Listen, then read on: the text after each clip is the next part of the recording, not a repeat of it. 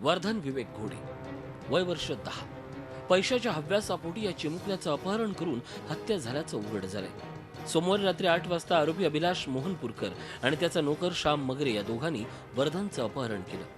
त्याच्या पालकांकडून 5 कोटी खंडणी घ्यावी आणि झटपट श्रीमंत व्हावं असा आरोपींचा डाव होता। आरोपी वर्धनला घेऊन खुलताबादच्या रस्त्याने घेऊन गेले।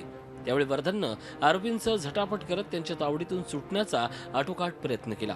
मात्र आरोपींनी वर्धनला मारहाण करत त्याचा गळा दाबला आणि त्यातच वर्धनचा मृत्यू झाला। आरोपीने मृतदेह कारच्या डिकीत टाकून पुन्हा वर्धनच्या घराकडे आणला आणि नाल्यात फेकून दिला। आरोपी एवढं करून थांबले नाहीत तर त्यांनी वर्धनच्या कुटुंबासह त्याला शोधण्याचं नाटक सुरू केलं।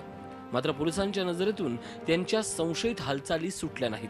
पोलिसांनी चौकशी केली असता आरोपींनी वर्धनचा खून केल्याचं कबूल केले। 5 करोडची रॅन्सम त्यांनी हे एक पत्र त्यांनी लिहून ठेवला होता चिठ्ठी घरात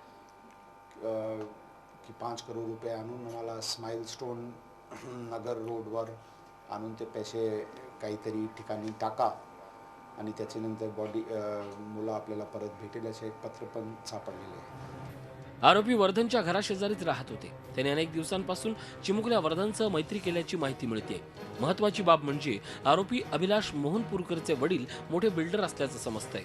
सुखवस्तू घरातल्या तरुणानं अपहरण आणि हत्येचा प्रकार केल्यानं आश्चर्य व्यक्त होत आहे। लवकरात लवकर जास्तीत जास्त पुरावा गोळा करून चांगल्या रीतीने तपास करून आरोपी यांना फाशीची शिक्षा व्हायला पाहिजे अशी याच्यासाठी आम्ही प्रयत्नशील। वर्धनचे वडील विवेक घोडे हे देखील मोठे बिल्डर होते।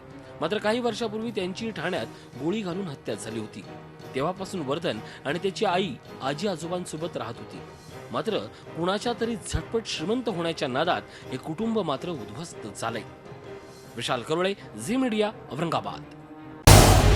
झी 24 तास रहा एक पाऊल पुढे।